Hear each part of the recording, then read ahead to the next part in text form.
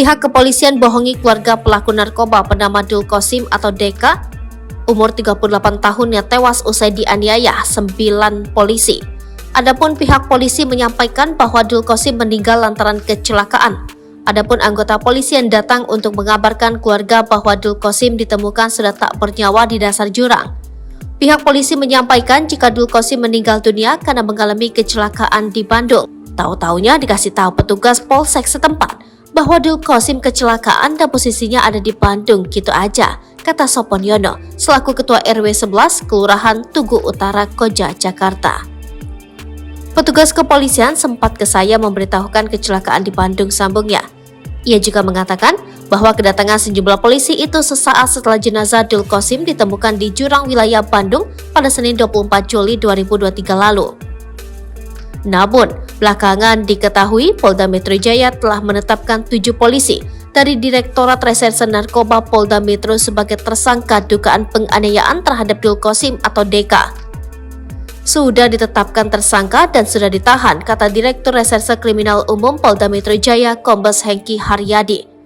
Hengki mengatakan terdapat 9 polisi yang terlibat dalam dugaan penganiayaan ini.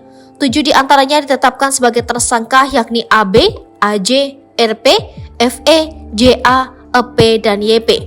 1 orang dikembalikan ke Bidang Propam Polda Metro untuk pemeriksaan etik, sementara 1 polisi lainnya berinisial S masih buron. Hengki mengatakan para anggota polisi yang ditetapkan tersangka ini melakukan kekerasan hingga Deka meninggal dunia. Kekerasan dilakukan ketika 9 polisi itu dari Direktorat Reserse Narkoba Polda Metro itu sedang mendalami keterlibatan Deka dalam kasus narkoba. Unit yang melaksanakan penyelidikan terkait jaringan narkoba kemudian melakukan kekerasan sehingga mengakibatkan korban meninggal dunia, ucap Hengki.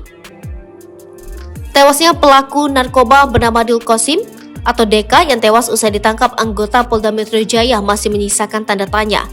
Bahkan istri pelaku narkoba DS bernama Muimah heran mendengar kabar tewas suaminya Dul Qosim. Kuasa hukum keluarga korban Ramzi Brata Sungkar mengatakan kejanggalan pertama kali terungkap setelah keluarga menjemput jenazah korban di salah satu rumah sakit. Saat itu istri korban bercerita kalau suaminya Deka ditangkap terkait kasus narkoba. Namun dia mendapat kabar bahwa suaminya tewas. Narkoba sejauh ini diduganya ditangkap kasus narkoba. Cuma ada kejanggalan, suami saya ditangkap tapi kok mati, kata Ramzi. Hingga kini Muimah yang masih diselimuti duka belum tahu secara terang benderang latar belakang di balik kematian sang suami. Nggak nyangka suami saya tewas dan nggak ada sakit apa-apa. Ya saya tahu itu dari polisi lah, ujar Muimah. Hanya ada beberapa fakta yang jelas diketahui Muimah bahwa jasad suaminya ditemukan di jurang. Selain itu, ia baru-baru mengetahui bahwa orang tersayangnya itu tewas karena dianiaya 9 oknum polisi. Kendati demikian, kasus apa yang menjerat suaminya hingga bagaimana dan kapan suaminya ditangkap belum jelas diketahui Muimah. Emangnya, kenapa sih mas suami saya? Kenapa suami saya? Ungkap Muimah keheranan. Muimah mengatakan suaminya Deka sempat hilang 3 hari sebelum dilaporkan tewas. Tiba-tiba pada Senin 24 Juli 2023 lalu, ada anggota polisi yang mendatangi kediamannya di Koja, Jakarta Utara dengan membawa kabar suaminya sudah tewas.